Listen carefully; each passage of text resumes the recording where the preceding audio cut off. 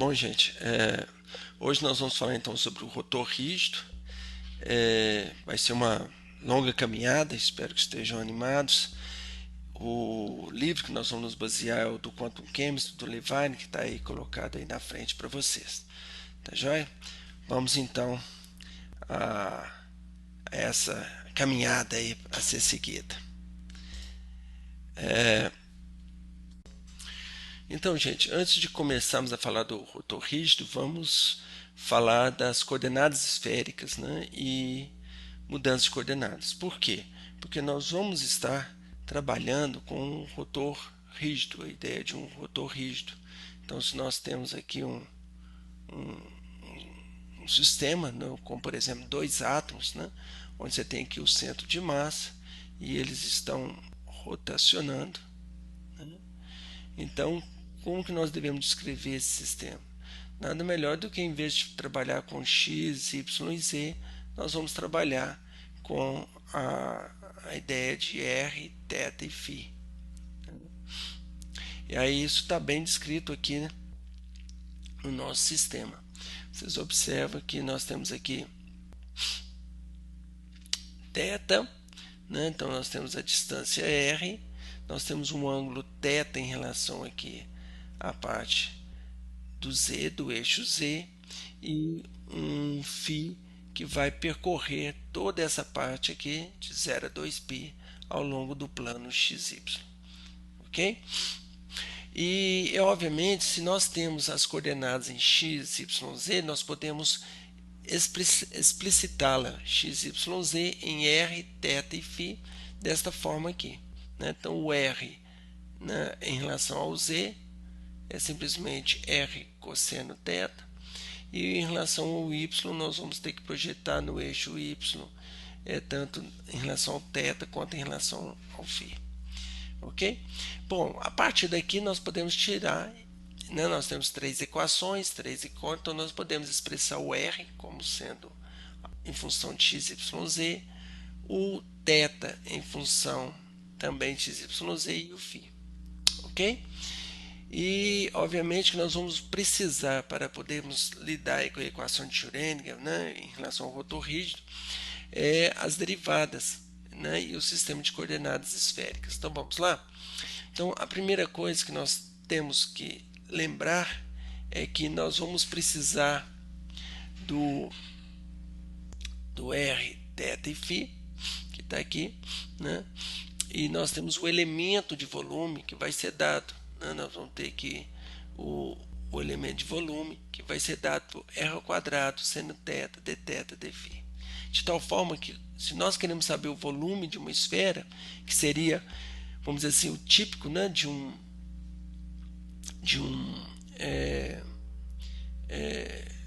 da integral, né, que daria o volume de uma esfera, nós teríamos essa integral, né, de 0 até 1a, que seria aqui o diâmetro, o raio dessa esfera, de 0 a π, né, que vai ser dado em relação ao θ, ou seja, você vai caminhar aqui nessa direção e até π, e o dφ, que seria em torno aqui do φ. Se nós integrarmos isso aqui, nós vamos ver que nós vamos chegar na equação de volume de uma esfera, né? Então, o nosso elemento de volume que nós queremos vai ser dado sempre, nós vamos usar isso aqui, tá? Isso nós vamos estar sempre usando, porque um átomo, né, naturalmente, a coordenadas esféricas é a melhor forma de nós lidarmos com o átomo, justamente por ter essas características de ser esférico. Um aspecto que nós precisamos de olhar é que, se nós temos o x, y, z e temos, né, a conversão dele, bom, é interessante a gente saber como é que a derivada d dx ela se comporta em relação ao x, ao y e ao φ. Então, como é que nós vamos fazer? Nós vamos sempre estar derivando em relação ao r, o θ e o φ, e seguir a regra da cadeia, né? E disso nós saímos com esta equação aqui. ela vai começar a ficar um pouquinho mais complicada, mas nada que vai nos causar desespero ou que seja impossível de lidar com ela. Então nós temos o DDX, o DDY e o DDZ, que é mais simples, né, de nós lidarmos, e isso é também interessante. Ok? Pois bem, tendo isso em vista, vamos lá. O que nós precisamos agora? Nós precisamos de algo que é muito importante, que aparece muito na equação de Schrödinger, que é o Laplaciano. Então nós temos aqui primeiro o gradiente, né? Então nós temos aqui o gradiente e descrito na forma de coordenadas cartesianas e aqui na forma de coordenadas esféricas, né? Onde que nós temos aqui, ó, isso aqui é o eixo, é o vetor unitário, né? Nas direções x, y, z, como é mostrado aqui, ou nas direções r, θ e φ.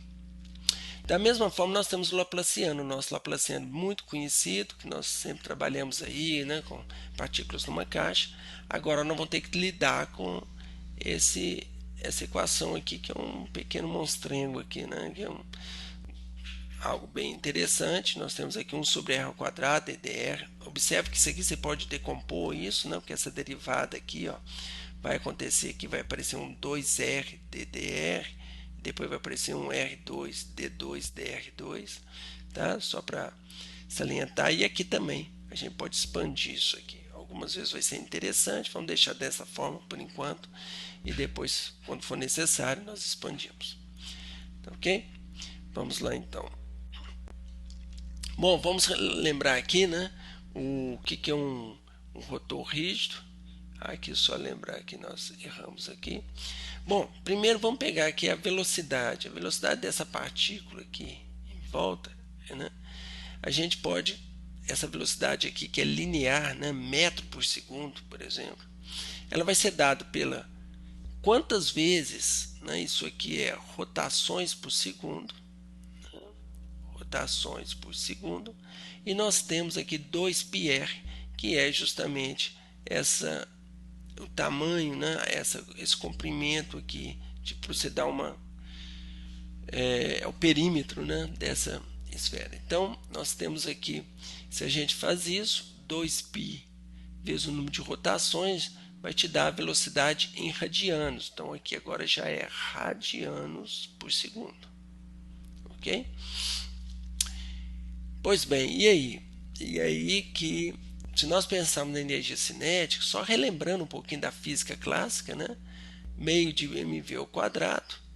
Ora, mas se eu substituir a velocidade por r ao quadrado, w ao quadrado, isso aqui, ó, é o nosso famoso momento de inércia, né? Que eu vou traduzir aqui desta forma, que é um jeito mais genérico. Então, é bem clássico, né, que tudo que é rotacional, ela tem uma relação, né, com a energia cinética clássica desta forma, né, meio de I W ao quadrado. Você tem a velocidade e você tem o momento de inércia. No linear, você tem o momento de inércia aqui, que é a massa e a velocidade. Ok? Olha, só para relembrar, né, quando você tem um rotor rígido como esse, você está girando aqui em torno do seu centro de massa. Se essa massa M2 é mais pesada do que M1, o centro de massa está aqui, e é como se isso aqui estivesse rodando, né, em volta desse centro de massa.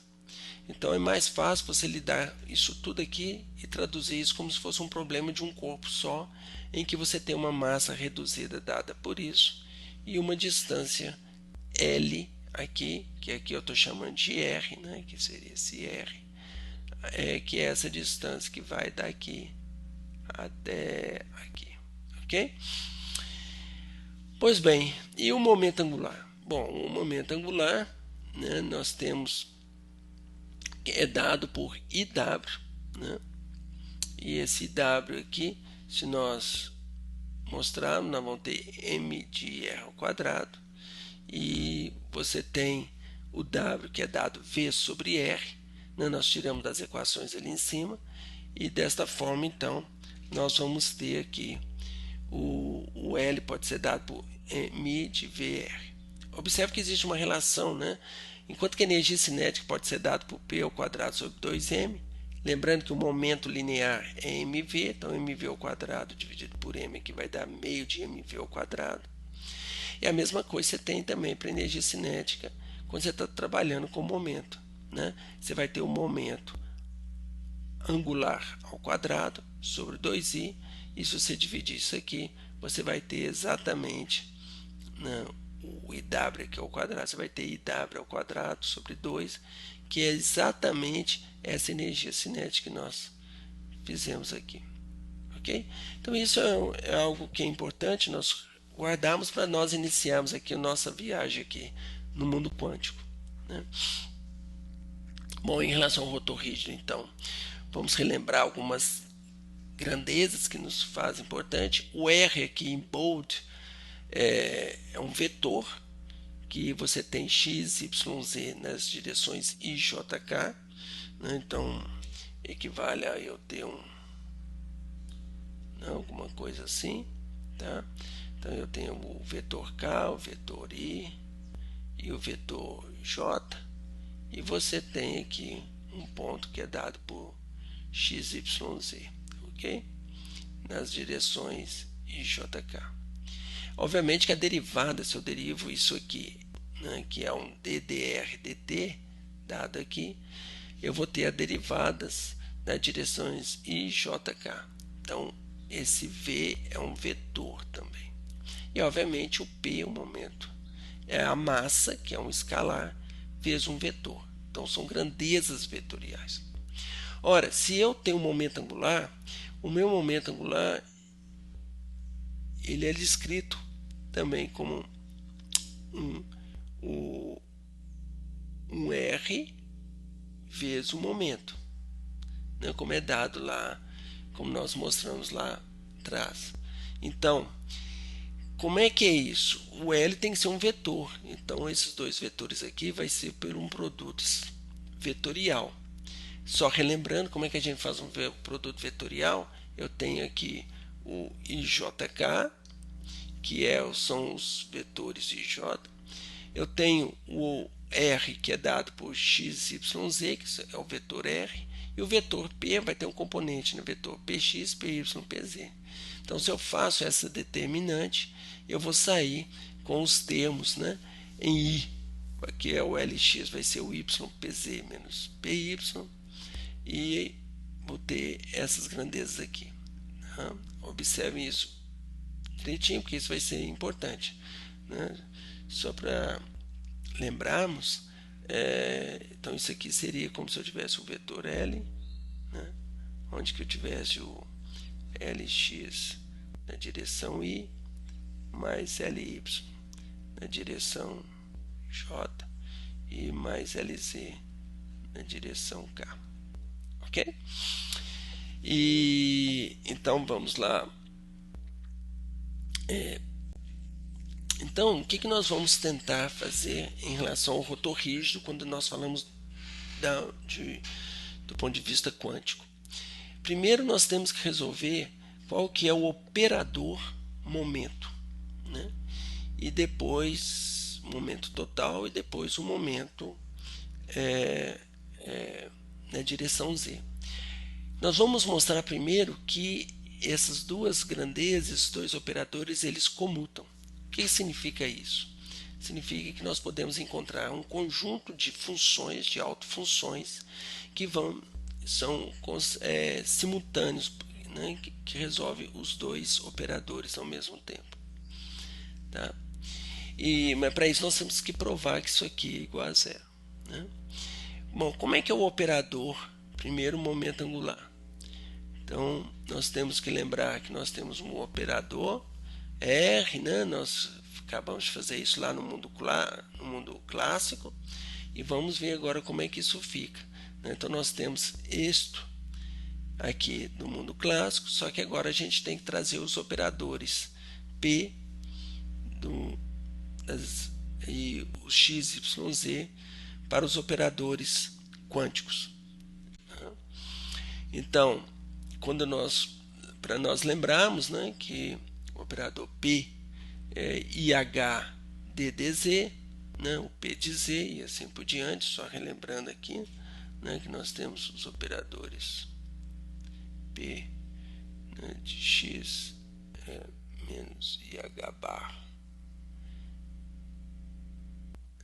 Vou colocar a derivada parcial aqui, T de D de X, é isso? Então, claro que o momento angular na direção x vai ser dado por isso. Observe que isso aqui está em coordenadas cartesianas, ok? Mas o que eu quero neste momento é simplesmente provar, né, de que eles comutam. Então, nós fazemos aqui o L ao quadrado, que vai ser dado por isso aqui, obviamente. E o que eu quero, eu vou usar essas propriedades do comutador. Isso está lá isso já foi estudado, né? E eu entendo que todos aqui já sabem, né, que essas propriedades, né, dos operadores e fazer o comutador, ok? E então vamos lá. Por exemplo, né, a gente sabe que o operador na direção x e y eles não comutam.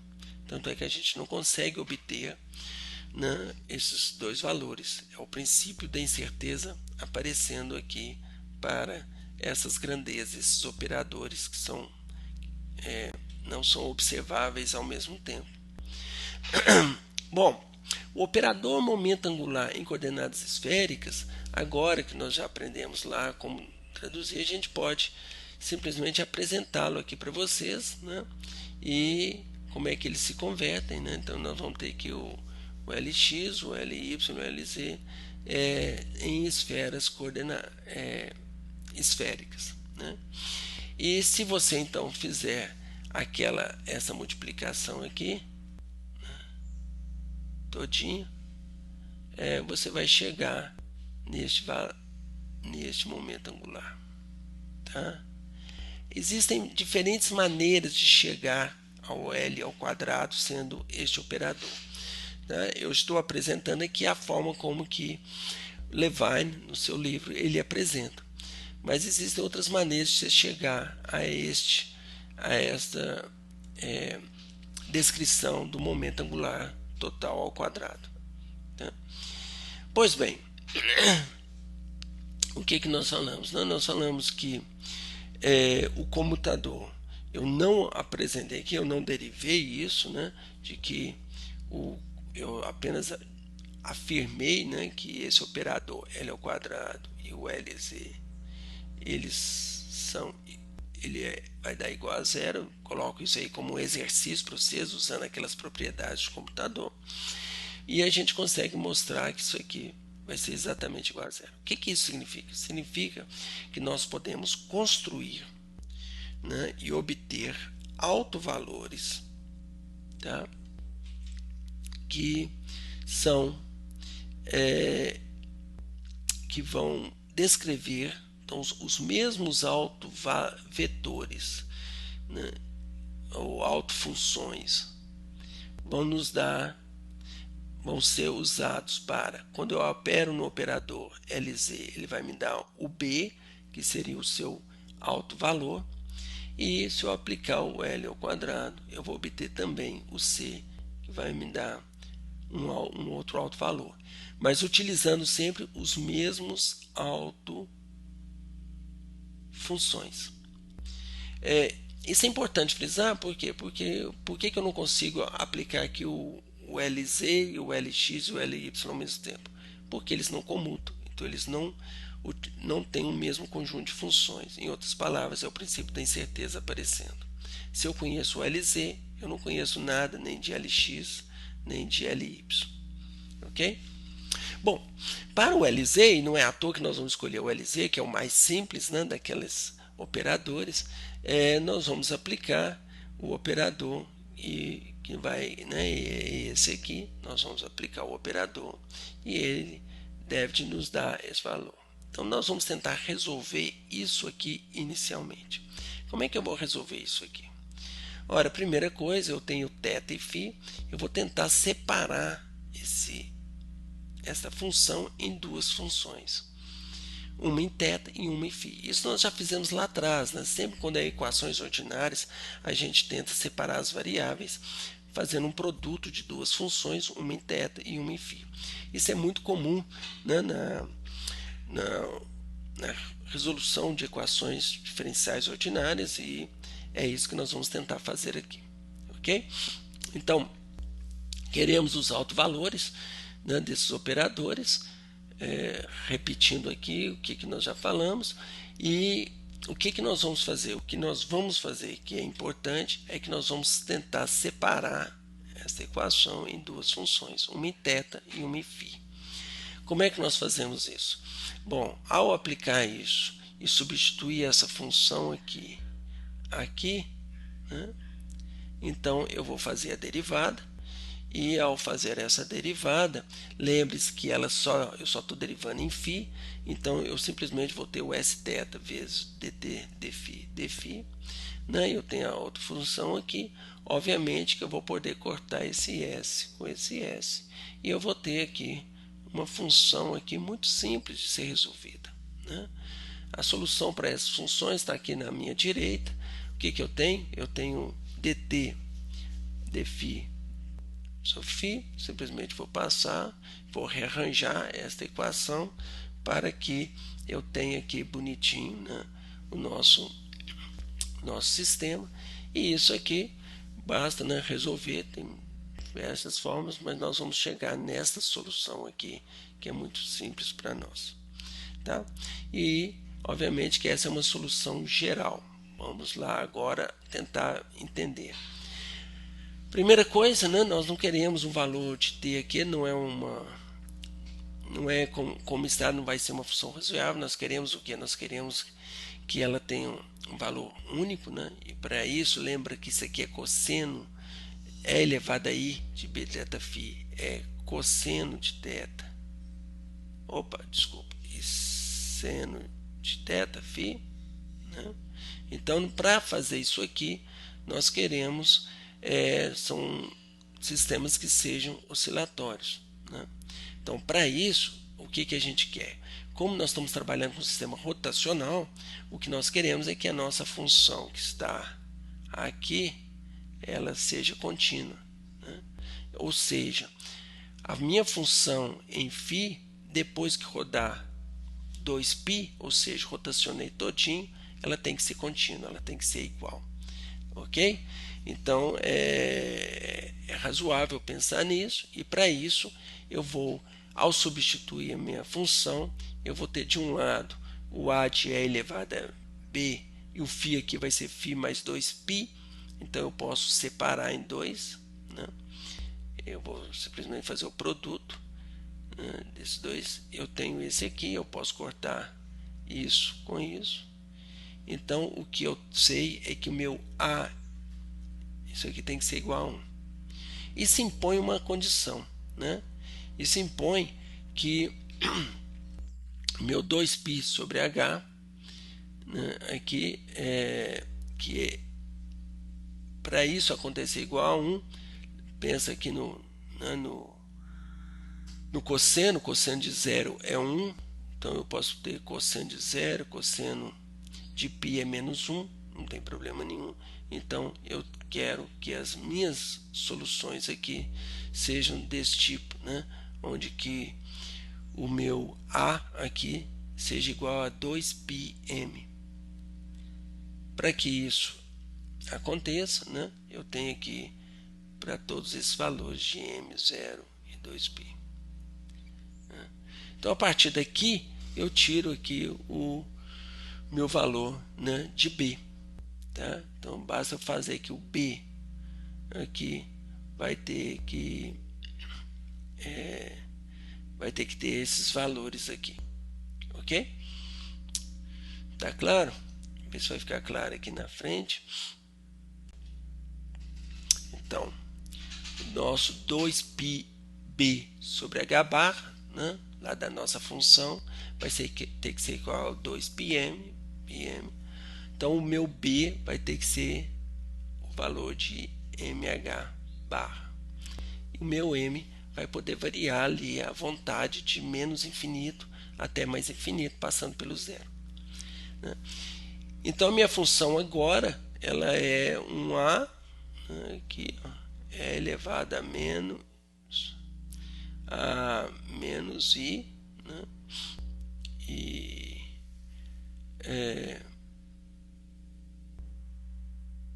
menos i m de φ aqui, né, com o m aqui variando. Bom, e eu quero saber o meu valor de a. O que eu sei? Eu sei que minha função, né, isso aqui simplesmente significa que a minha integral, né, que eu estou usando lá atrás, né, era o t, né, de t de φ, que nós estamos usando, nós vamos ter que normalizar, tá bom? Eu estou aqui só relembrando aqui meu t de φ, meu t de φ vai ter que ser estrela, né? Peso t de φ, né? E aqui d φ vai ter que ser igual a 1. Só fazendo aqui, não, é isso aqui que eu quero, tá? Então, e lembrando que é de 0 a 2π, né? O φ. Então, quando eu integro isso aqui, observa que ó, eu tenho aqui o não vamos esquecer que isso aqui tem que ser o complexo conjugado, aqui é o complexo conjugado, né, um do outro. Então eu faço aqui, isso aqui vai dar 1, então eu vou chegar neste valor de a.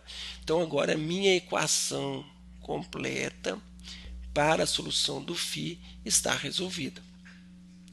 Isso é ótimo, né? Então resolvemos um caso, agora nós temos que trabalhar para o segundo. Vamos nessa? Então vamos lá, hein?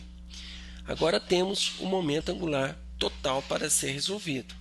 O que eu quero dizer? Eu quero dizer que eu tenho o L2 aqui, C de Y. Lembrando que o L2 é isso aqui, nós já conversamos sobre isso. E eu sei que o meu Y é esse θ de φ, sendo que o t de φ é dado por isso. Então vamos substituir simplesmente e ter tudo em S de θ. Quando eu substituir aqui, ó, né, observa que quando eu aplicar este operador nesta função, eu vou chegar nisso aqui. Será que nós conseguimos perceber? Vamos lá, né? A derivada segunda de S está aqui. Esse H barra veio parar aqui embaixo. Ele foi jogado para cá. Igual. Cotangente de θ, d de θ dθ, então vai ficar aqui o ds dθ. Né? E vou multiplicar por essa função que só depende de φ. Ok? Então tudo aqui vai ter essa função aqui de 1 sobre raiz de 2π de e elevado em mφ aqui, aqui. Aí esse m, de onde que aparece? Ah, aqui eu tenho um d de φ. Quando eu multiplico duas vezes, eu vou ter a primeira, é o im, a segunda vez, i vezes i dá menos 1, aparece aqui, vai aparecer o m ao quadrado, né? E vai ter aparecer o seno ao quadrado de θ aqui, de S, né? E multiplicado por todo esse grupo aqui novamente, vezes isso, vezes todo esse grupo novamente. Então, esse grupo aqui pode cortar com esse, vai cortar tudo e vai sobrar apenas esta função para ser resolvida. Ok? Pois bem, então agora nós temos essa resolver. Como resolver? Eu vou seguir o que Levine fez. Tá? Obviamente que existem maneiras diferentes de resolver isso. Essa maneira encontrada aqui, obviamente que eu acredito nisso, que os pesquisadores, Legendre, por exemplo, quando foi trabalhar nisso, em 1700 e até 1780 aproximadamente, ele tentou de várias maneiras até chegar nessa solução, né? Então aqui nós estamos mostrando, nós vamos fazer duas mudanças. Nós vamos tentar tirar esse cosseno aqui, cotangente, né, que eu acho que é cosseno sobre seno, ou é o contrário. Nós vamos trocar isso aqui como? Passando por chamar um W de cosseno θ. Então eu vou querer mudar de Sθ para GW. Como é que fica? Bom, para eu fazer essa mudança, eu tenho que fazer essas derivadas de cadeia aqui, ó, ds dθ, dg dw, dw dθ, né, que vai dar aqui a primeira derivada aqui vai ser menos seno de θ, porque derivada de cosseno é menos seno. E aí, na hora que eu substituir, eu vou chegar nisso aqui. Lembrando que de onde que vem isso aqui? Seno, lembrar, né, que cosseno ao quadrado de θ mais seno ao quadrado de θ é igual a 1. Né? Então, daqui eu tiro, né, a raiz quadrada de seno de θ, 1 menos cosseno ao quadrado de θ, raiz quadrada. Lembrando que cosseno é W. Então, eu tiro isso aqui. E vou ter que tirar a derivada segunda. Lembrando que a derivada segunda eu vou ter que fazer, né, a regra da cadeia. Então, quando eu derivar aqui,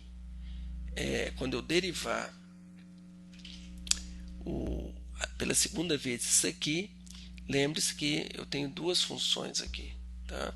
Então, eu vou derivar a primeira vez em relação a dθ, então eu vou ter que derivar aqui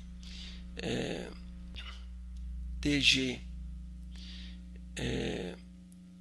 dw e depois derivar a segunda vez dw dθ, depois vezes dw dθ, né? E depois eu vou resguardar essa aqui e derivar a segunda vez dessa. Ok, bem? E isso é importante porque senão você não chega nesse resultado aqui não, na hora que você derivar isso aqui. Ok? Então nós vamos fazer isso e você chega nesse resultado. Feito isso, nós vamos ter aqui, lembrando que o cotangente aqui é cosseno de θ sobre seno de θ, e a partir daí então nós chegamos nesse resultado, tá? Então vamos só lembrar aqui, né, que vamos ver se eu consigo aqui fazer o d2 ds dθ2 vai ser igual, né? Então eu vou ter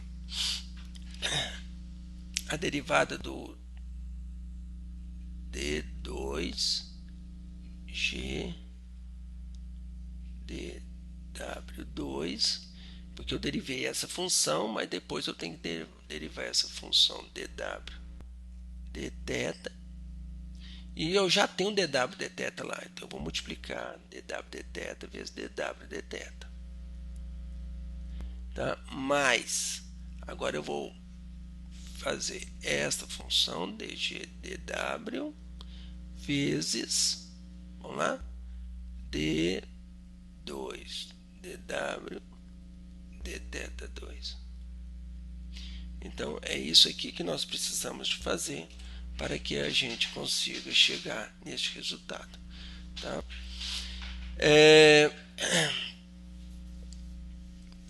Então, fazendo isso, nós vamos chegar, né, substituindo lá tudo bonitinho nesta equação, né, lembrando que o tangente cosseno de θ sobre seno de θ, que é dado por isso. Então a gente substitui aqui, ds dθ está aqui, nós vamos substituir isso aqui dentro do ds dθ, d2s dθ2, isso tudo aqui eu vou substituir aqui dentro, e aí eu vou organizar, né, os dados para chegar neste valor aqui, ok?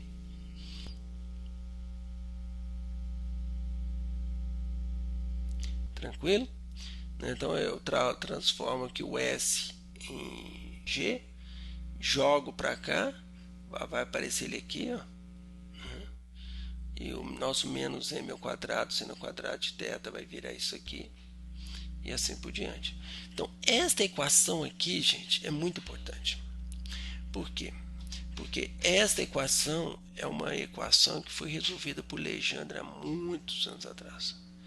Então quem quiser falar assim, olha, vou parar aqui, porque agora eu vou num livro, por exemplo, tem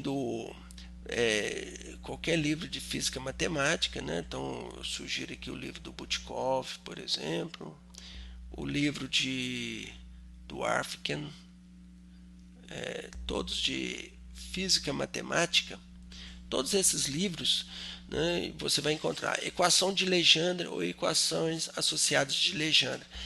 Quando o m é igual a zero, essa equação vira equação de Legendre. Quando o m é diferente de zero, você tem as equações associadas de Legendre. Isso aqui está resolvido por Legendre desde o século XVIII, né, de 1700 e tanto, quando ele estudava coisas na área cósmica. Depois eu vou comentar sobre essa parte histórica. Então, daqui, se vocês quiserem, vocês podem pular diretamente para o slide 23, avança aí na apresentação. Aqui eu vou passar rapidamente como é que você chega nos resultados que ele chega lá na frente. Tá joia? Então vamos fazer essa viagem aqui agora, hein? Bom, eu estou colocando em vermelho aqui a nossa equação de Legendre, e aí eu vou tentar resolvê-la. Como? Bom, a primeira coisa que eu vou tentar resolver, eu vou pegar esse G, peguei aqui esse termo e vou colocar um H. Depois lá na frente nós vamos ver o que vai virar esse H. Não, mas isso aqui vai me auxiliar de alguma forma a resolver isso. Bom, para eu substituir aqui, eu vou ter que tirar a primeira derivada e a segunda. Vamos lá? Se eu tirar a primeira derivada em relação a W, eu tenho W aqui e tenho W aqui. Então, primeiro eu vou ter que derivar a primeira parte, vezes HW, depois deixar ele e multiplicar por H' W. E eu vou ter G duas linhas W, que aí eu vou ter que derivar, né, todo esse G' aqui, né? Lembrando que aqui eu tenho duas funções, então eu vou ter duas funções. Aqui eu também tenho duas, W e H', então eu vou ter termos em H, termos em H', termos em H duas linhas. Ok? Só isso aqui é a derivada disso aqui em relação a W. Depois eu tenho, e aí vai continuar. Lembrando que aqui eu tenho função em W, função em W, função em W. Então, se eu derivo só isso aqui, eu vou ter o primeiro termo que está aqui, vezes a derivada disso aqui, que dá 1, ou W vezes a derivada disso aqui, que vai dar alguma coisa, 2W, por isso que depois multiplico por W e chega a W ao quadrado. E assim por diante. Bom, e temos o G, então depois de reorganizar isso aqui, eu vou ter esse termo aqui, que eu tenho termos em H duas linhas, H' e H. O que eu vou fazer agora? Eu vou pegar isso, eu vou pegar isso e isso e substituir aqui. Vamos substituir, dividir por 1 menos W, e eu vou botar, ó, lembrando que aqui eu estou colocando aqui, ó, em módulo de M. Isso vai facilitar lá na frente também para a minha vida. E vamos coletar os termos em H, H' e H duas linhas, ok? Então, primeira coisa, então lembre-se, né? Eu vou pegar isso aqui, essas equações, e vou substituindo aqui. Então, o G vai ficar fácil, eu só tenho H. O G', eu tenho H aqui. Então, quando eu substituir aqui, ó, eu vou coletar todos os termos em H. E no G duas linhas eu também tenho H. Então, eu vou pegar todos esses termos aqui e juntar em H para depois ver o que eu faço com eles para a gente conseguir organizar. Então, coletando os termos em H. Então, tá aqui, né? Eu vou coletar o primeiro, o segundo, o terceiro e o quarto, né? Que vem daqui, lembrando de multiplicar aqui, multiplicar esses termos, tá aqui, ó. Vezes o HW, tá vendo? O GW tá aqui. Então, eu vou coletando, joguei tudo HW lá para fora. E aqui eu vou dividir por esse termo para chegar nisso aqui. Observa que quando eu vou dividindo aqui, ó, né, eu vou cortar isso aqui, tá aqui, né, e assim por diante. Vai ter umas simplificações aqui bem interessantes. Eu chego com esse termo que é relativamente simples. Agora vamos para o segundo termo. Observa que o segundo termo aqui já vai simplificar, porque aqui já não tem, eu tenho H' aqui e aqui. E o H duas linhas é o mais simples, né? Porque o H duas linhas é só isso aqui, ó, né? não tem mais nada, multiplicado por 1 menos w ao quadrado. Tá? Então vai ficar mais 1 aqui. Ok? Então, vamos lá. Aqui ainda eu continuei simplificando para o HW, né, até eu chegar nesse termo aqui que é mais interessante para mim, dividi e cheguei, né, nesses termos. Ok? Ó, estão aqui, bonitinho. Bom,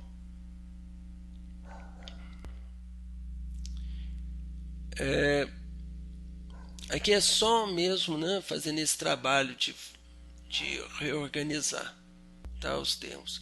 A gente vai fazendo aqui passo a passo, né? A gente pode até brincar aqui um pouquinho. Eu multipliquei isso aqui por aqui, eu vou ter ele aqui menos 1, né? Vou multiplicar ele aqui, vou ter ele menos 1 de novo aqui, vou multiplicar isso por aqui, já não vai ter mais, né? Esse termo é repetido aqui e tem esse outro termo aqui. Então simplesmente repetir, depois dividir. Quando eu for dividir aqui, eu vou ter ele menos 1, dividir por esse termo aqui, vou ter menos 1, aqui eu vou ter, ele vai simplesmente desaparecer, eu vou cortá-lo, aqui vai ter ele menos 1, né? Vou igualar e resolver tudo isso para a gente chegar nesse termo aqui. Esse aqui corta, né, quando eu dividir, e aí a gente consegue resolver. Eu tiro esse colchete aqui, ó, e resolvo e chego nesse valor. Depois a gente vai reorganizando isso aqui, acabar de fechar as continhas. Vou ter m2 ao quadrado menos w menos 1, né? E esses termos aqui, menos m está aqui, né? E eu vou conseguir pegar esse 1 menos w ao quadrado aqui, ó, tá? E sair cortando ele, ok? Eu tenho 1 menos w ao quadrado, esse e esse aqui. Observa que a gente está dividindo, então aparece ele dividindo aqui. Tá vendo aqui, ó? E eu vou ficar m aqui, tá? E aí nós chegamos nesses valores, ok? Pois bem,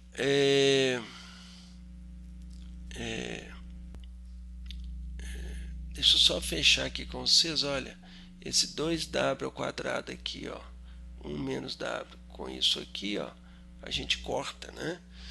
Então, eu estou olhando aqui, só é porque que parece que estava errado, mas não está. Aqui, ó, eu vou cortar. Então, sobrou esse menos m que está aqui, esse termo que está aqui, e essa turminha toda aqui que vem daqui.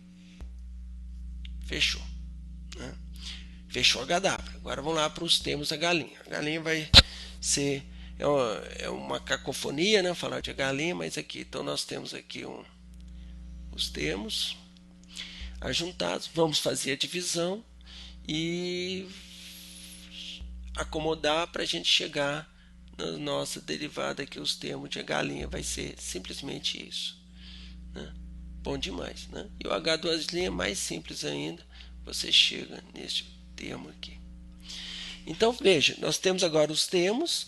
Agora nós podemos colocar e voltar com eles para aquela equação, né? Então vamos lá. Eu estou com essa equação aqui, ó, a equação de Legendre. Vocês lembram? E agora nós fizemos aquela substituição, né? E ao substituir agora, que nós temos todos os termos, substituindo e coletando em H linha e H duas linhas, eu vou ter exatamente isso aqui. Lembre-se que eu dividi tudo por esse termo aqui, né? Então eu multipliquei e dividi, né? Então aparece ele multiplicado aqui. Mas aí ele desaparece simplesmente, né? E nós vamos ter então os termos em H linha e H duas linhas. Bonitinho aqui. Olha que bonitinho. Bom, e aí, o que nós fazemos com isso? Vamos ver o que nós vamos fazer com isso para a gente conseguir achar o valor de H? Bom, então, vamos resolver por séries. De que forma? Nós vamos pegar o HW e vamos colocar ele como um AJWJ. Isso. Até o infinito. Bom, se eu derivar isso aqui, porque eu vou ter que achar uma galinha aqui, né? Se eu derivar, então simplesmente em relação a W, é jogar o J aqui e fazer o J menos 1. Tranquilo isso aqui, né? Bom, observe que se eu pego o valor de aqui é uma galinha, aqui eu errei, ó, vou consertar, aqui H duas linhas. Então, se eu tenho H duas linhas aqui, eu vou derivar de novo, então eu vou ter J vezes J menos 1 e vou pegar aqui o J menos 2. Agora, vai ser interessante para mim fazer uma mudança. Qual a mudança? A mudança de variável. Veja, para o J igual a 0, eu tenho o primeiro termo disso aqui, que é o A0, vai ser 0 a primeira contribuição aqui dessa somatória, porque o J é 0. Então, vai zerar tudo. O segundo termo, que é o J igual a 1, 1 menos 1 é 0. Então, isso aqui também vai zerar. Então, eu posso simplesmente fazer uma mudança. Passar esse J menos 2 para J. O J que está aqui eu passo para J mais 2. E observa, quando o J foi... Os primeiros dois termos aqui, o 0 e o 1, é 0. São zeros. Então, vamos pegar o J igual a 0 aqui. Quando eu faço 0 mais 2 é igual a 2. 0 mais 1 é igual a 1. Então, o primeiro termo é 2 vezes A2. Se eu pegar aqui, ó, o J igual a 2, eu vou ter 2 vezes 1, que dá 2, A2. 2 menos 2 é 0. Então, que dá 1. O J igual a 0, W elevado a 0 dá 1 também. Então, esse termo aqui, ó, vamos escrever, para J igual a 0, temos o primeiro termo igual a 2, A2. Aqui, para J igual a 0, o termo é 0. Para J igual a 1, o termo é 0. E para J igual a 2, nós temos, portanto, 2A2, que é a mesma coisa. Então não tem problema, simplesmente nós vamos agora substituir aonde for interessante para nós. Então, para o H, nós vamos substituir o somatório. Para esse termo aqui, a gente vai substituir o J menos 1. Está aqui. Está ele aqui. Para o H duas linhas, né, nós vamos substituí-los de duas maneiras. Nós vamos multiplicar, né? Então, nós vamos quando é W2, nós vamos multiplicar este aqui. Por quê? Vocês vão ver que quando eu multiplicar W2 vezes isso, vai ficar WJ. Né? Então, por isso que eu estou interessado. Então, eu separei aqui, multipliquei aqui, ó, coloquei ele como J menos 2. Agora, para o H duas linhas vezes 1, eu coloquei esse termo em J. Beleza. Então, observe que agora, quando eu multiplicar W vezes isso, vai me dar o WJ. Né? Aqui eu vou ter WJ, W vezes isso dá WJ. Aqui eu tenho WJ, W2 vezes WJ menos 2 dá WJ. Então eu posso agora pegar essa somatória e colocar tudo para fora, do jeito que está aqui. E coletar todos esses termos aqui dentro da somatória e fazer uma somatória só. Quando eu faço isso, né, agora eu tenho essa contribuição aqui e observo que ela depende de quem? Ela depende de AJ e de AJ mais 2. Então, eu posso pegar, né? Por quê? Porque para isso aqui ser igual a 0, eu quero a solução que não é trivial. Se eu fizer W igual a 0, deu ruim, né? Porque é sinal que a minha função é 0. Né? Então, eu quero a minha solução que não seja trivial, ou seja, o que está dentro dos colchetes tem que ser igual a 0 para que essa equação seja igual a 0. então daqui eu tiro que AJ mais 2 é igual a J. Observe que aqui eu vou ter um problema, né? Se eu tenho o J começando de 0, eu vou ter só os valores 0, mais 2, 2, 4 e assim por diante. E se eu tiver o J igual a 1, eu vou ter o 3, o 5. Então eu tenho uma série ímpar e uma série par, né? Para a gente destrinchar. Bom, espero que não esteja assustando muito até aí. Está tudo muito tranquilo, né? Bom, então eu tenho esse termo aqui e eu tenho que analisá-lo. Então temos uma série ímpar e par, né, que está aqui. É preciso verificar se a série converge, é quadraticamente integrável, né? Então não analisaremos isso aqui, né? Isso aí o Legendre fez isso lá atrás, né? Uma das séries deve convergir e o último termo deve ir para zero, né? Por quê? Porque eu quero, lembre-se que para a definição da equação de Schrödinger, a função de onda tem que ser o quê? Tem que convergir para zero no infinito, ela tem que ser integrável, tem que ser contínua e assim por diante. Então, de acordo com todas aquelas regras, um termo desse aqui tem que ir para zero lá na frente, e a partir do momento que ele for zero, todos os outros para frente serão zero também. Então vamos pegar que o último valor seja um AKWK e vamos igualá-lo a zero. Então quando nós pegamos esse J e transformamos em K e igualamos ele a zero, nós vamos ter esse termo. E aí, o que vai ter, né? Nós podemos cortar isso aqui, nós vamos ter isso aqui igual a zero. E aí eu vou, o que eu não conheço aqui? O K é o meu último número. E ele vem daquele índice do somatório, tem que ser números inteiros. E sobrou o C. Então eu posso converter o C nisso aqui. E aí? Ora, o C então é dado por esta função aqui. Vamos prestar atenção bem nessa função, né? Resolvemos ela aqui e nós temos essa função aqui, tá? Ora, resolvendo isso aqui, né, nós conseguimos chegar nisso aqui, né, nesses dois produtos. Por que ela é interessante? É porque eu posso fazer isso aqui virar um L. E isso aqui, um L mais um, né? Então esse é outro termo. Então observe, se eu faço isso aqui e faço essa definição, eu imponho duas condições, né? O meu C aqui, né, que vai aparecer lá na equação lá atrás, como sendo isso aqui, olha lá, L vezes L mais 1, H barra ao quadrado, então meu alto valor.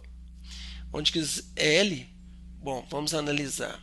O meu K é aquele índice J que começa lá do somatório, que começa de zero. E o M também, né? Então, eles podem ser zero. E assim que começar a sumir, como isso aqui é sempre um módulo, não, é sempre módulo. E eu estou trabalhando lá com somatório que varia de zero até o infinito. Então, obviamente que o L só pode ser esses números aqui, ok? E com a condição de que, em função do L, o meu ML tem que ser menor ou igual a L. Por quê? Porque o L não pode ser, não vai ter como ser menor do que zero, né? Então, o módulo de M tem que ser menor do que L, ou seja, para o meu M ele vai variar de menos L até mais L, tá? Então, como o meu L ao quadrado, né? O operador meu L ao quadrado, né, da minha aquela função, ela era, né, minha função, ela era igual a C de θ, né? Então eu tenho o L ao quadrado igual a L vezes L mais 1 H barra ao quadrado, e consequentemente, se eu tiro a raiz quadrada, eu vou ter isso aqui, né? Que é aquela famosa equação que o meu L, o operador L, é igual a raiz quadrada de L mais 1, né?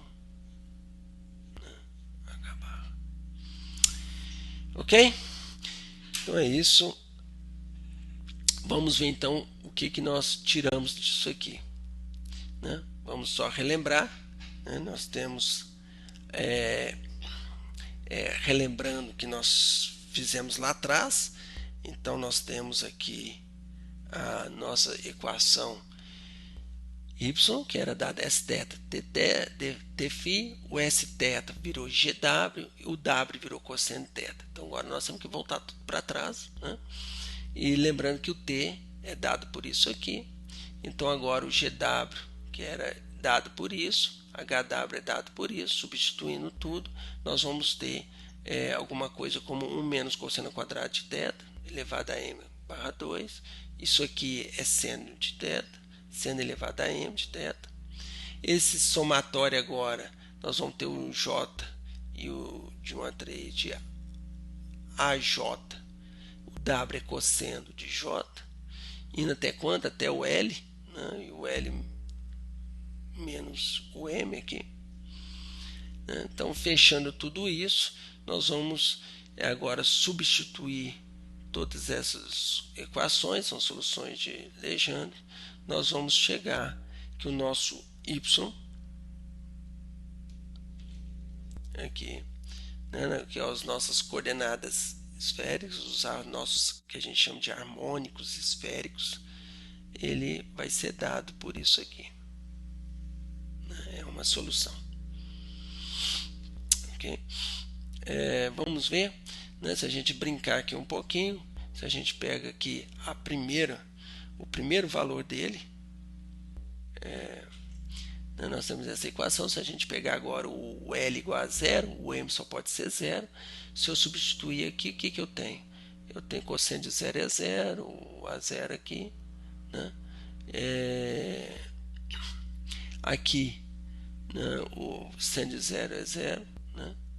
E nós vamos ter que mostrando aqui que isso aqui vai dar, né, o A0 sobre raiz de 2π, né?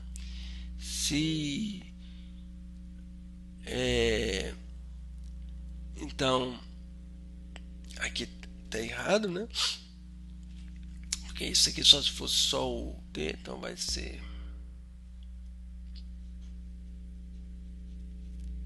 2π. E aí nós temos que normalizar isso aqui. Se vocês aí fica como exercício, se você normalizar, vocês verão que o nosso y0 vai ser dado por um valor que é uma constante. Mas o que você entende por isso? Mas se é uma constante, veja, se eu estou aqui e ela é uma constante, o que isso implica? Que a sua função ela é esférica, né? Ela tem o mesmo valor o tempo todo em função de θ e φ. Bom, então é isso, e vamos dar uma olhadinha nessas equações de Legendre de um outro ponto de vista, né? Dessas equações, da forma e assim por diante.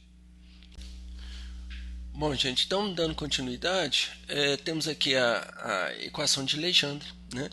Nós mostramos que esta equação, né? Eu falei que era a equação de Legendre, nós resolvemos, mas vamos falar um pouquinho sobre ela, né?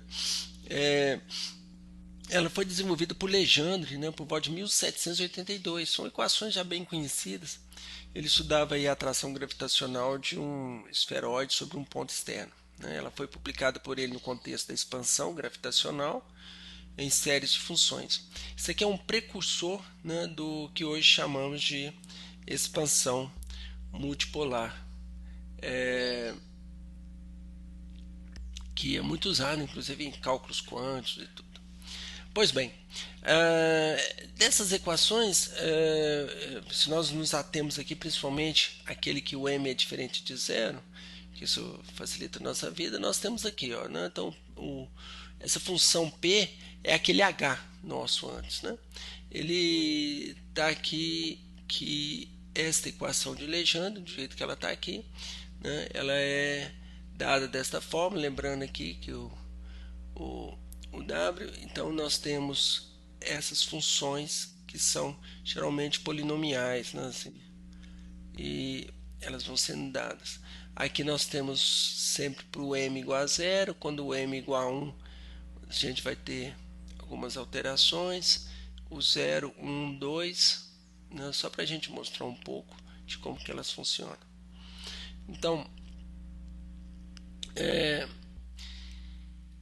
se nós colocarmos agora num formato para ver, né, do jeito que a gente quer, né, desenhá-la, então seria colocar no formato de cosseno e seno. Então nós vamos ter um termo em S, né, que vai ser sempre dado por isso. Sempre quando for zero aqui, o m é igual a zero, então isso aqui vai ficar 1, né, então nós não vamos ter.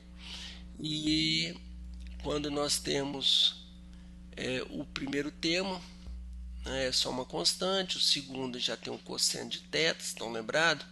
O L igual a 1, né, tem um formato de 1. Mas observa que aqui, olha, já neste aqui nós já vamos ter um problema. Por quê? Porque nós temos um número imaginário. Como é que a gente resolve isso? Como é que a gente desenha isso para a gente ter uma ideia de como é que seria o formato? Bom, o que na verdade nós vamos extrair daqui a parte real da função, né? E como é que a gente faz isso? A gente faz uma combinação linear dessas funções de forma que a gente extrai somente a parte real, ok? Então não existe uma coisa do tipo m igual a menos 1. A gente geralmente atribui essas funções aqueles orbitais p, px, py, pz, mas você não pode falar que o px é um, o py é outro, né? Justamente porque elas vêm de uma combinação linear. Os orbitais, né, ou aquelas harmônicos esféricos que vai dar origem aos orbitais deles lá no átomo de hidrogênio, seria dado por uma coisa desse tipo, onde você tem aqui o cosseno de θ e φ, né, e seno de θ, cosseno de θ, nós vamos ter todas aquelas 5 funções que descrevem o nosso sistema. Mas lembre-se que nós estamos aqui trabalhando só com o rotor rígido, né? Nós não entramos ainda no átomo de hidrogênio. Então, como é que ficaria isso, né? Então, gente, podemos agora, né, trabalhar e tentar resolver a equação de Schrödinger para o rotor rígido. Lembrando que nós podemos fazer o seguinte, né? O que nós queremos resolver é isso aqui, mas lembrando que o nosso hamiltoniano ele comuta tanto com o momento angular total quanto com o LZ. Então, desta forma, o que nós podemos fazer? Nós podemos utilizar esta equação, que é a equação de Schrödinger, né? Lembrando que aquele termo que aparece aqui em DDR como R é constante para um rotor rígido, ele desaparece, fica apenas este termo. Se a gente coloca 1 sobre R ao quadrado aqui em evidência, nós vamos ter aqui o termo μr ao quadrado, que vai virar 2i, né? Que o i é mr ao quadrado, né? É o μr ao quadrado. E nós temos então todo este termo aqui, ó, com exceção ali do r ao quadrado que sai para fora. Isso aqui é o nosso vetor L ao quadrado, né? Se você colocar esse r ao quadrado aqui para fora, né, nós vamos ter aqui o 2i. Então nós temos 2i L ao quadrado, não é? E nós temos a energia de rotação. Bom, o L ao quadrado, o que nós temos? É dado por isso, né, que é dado por esta função aqui, de θ e φ, né, que é igual à nossa energia do rotor rígido, né, de θ e φ. Consequentemente, né, a nossa energia, né, de R vai ser dado como h barra ao quadrado sobre 2i, né, de L mais 1. Bom, e isso tem a ver com o quê? Com rotação, por exemplo, de moléculas. Se a gente assumir que a molécula é um rotor rígido, ela vai rotacionar. Então, gente, aqui, se a gente pega aqui o espectro rotacional, né, lembre-se que aqui, olha, nós estávamos falando lá do 2i, né, mas se a gente tira o h bar aqui e bota h, você tem 4π vezes 2, então dá 8π ao quadrado, ok? Então é a mesma equação de lá, aqui eu estou tirando do livro do Olaz, e o j mais 1 aqui é simplesmente uma questão de convenção, nós usamos L, né? Mas é a mesma coisa, né? Então o J aqui é o L, né? E então muitas vezes na espectroscopia rotacional a gente utiliza o F, que é o E de R sobre H, né? Então você tem esse termo aqui, mas enfim, esse termo ainda continua sendo uma constante que a gente chama de B, né? Que é uma constante de rotação. Tá? Quando você faz a rotação, né, numa molécula, e você tira os valores permitidos são sempre esses valores aqui. Aqui nós temos aqui os números quânticos, J, e como que a energia vai subindo, você vê que as energias vão cada vez aumentando mais, ficando mais discreto, eles são bem pequenininhos. Essas diferenças aqui caem na faixa do micro-ondas, como vocês podem ver, e é interessante, né, nessa tabela aqui mostrar que uma molécula, pensa uma molécula que no caso aqui é o CO, qual é a proporção, né, que você tem dessas moléculas, né? Então você vê que nos estados mais baixos eles não são tão povoados, depois você tem uns níveis mais altos e depois diminui. Isso para uma dada temperatura. Me desculpa, mas faltou eu colocar aqui a temperatura, mas deve ser por volta de 298 Kelvin. É só para dar uma ideia, né, do que a gente faz. Então, quando a gente fala de micro-ondas, nós estamos falando de rotação, né, de moléculas. E quando você pega uma molécula como CO e você pega esses valores aqui, essas diferenças, você consegue a partir daqui, né, obter o valor de B. Obtendo o valor de B, você tem o I. Com o I, você consegue estimar qual é a distância, né, da molécula dos dois átomos de carbono e oxigênio, né? E claro, isso aí exige que você tenha bastante cuidado para levar em conta questão das massas, então da abundância isotópica, tudo isso tem que ser levado em conta. Quando você faz um espectro, como você tem aqui uma questão de regras de seleção que estão mostradas aqui, né, que não faz parte aqui do que isso aqui vai ser dado em outros momentos, né, mas é só para já chamar a atenção de que a transição ali não pode ser só pode acontecer quando o ΔJ é mais ou menos 1. Então ele só vai de 1 para 2, de 2 para 3, de 3 para 4 e assim por diante para os J, né? E o ΔM que só é importante quando, né, se a molécula estiver diante de um campo eletromagnético, aí você vai alterar o momento na direção Z, né, daquela molécula. Se não, você tem um ΔJ aqui e você tem, né, um espectro mais ou menos igual a esse, né? Observe que aqui eles levam em conta a abundância isotópica dos sistemas. Ok? Bom, então é isso, né, que a gente teve essa solução, né, a partir da solução do rotor rígido que a gente pode fazer todo esse estudo. Lembrando que nós usamos um termo, como é que chama? Rotor rígido. Por que isso é importante? Porque, obviamente, uma molécula, quando está girando, a força centrípeta vai aumentar e esse R, essa distância, ela vai se alargar. Ao se alargar, o que vai acontecer com a massa reduzida? Vai diminuir, né? Então, desculpa, o momento angular, né, vai aumentar. Então, aumentando o momento angular, você vai alterar os dados espectroscópicos. Então, quando você aumenta a temperatura e você vai cair em níveis mais altos, você vai ter uma distorção do fato de que uma molécula ela não é de todo um rotor rígido, né? E essa distância varia em função se ela estiver num nível rotacional muito alto.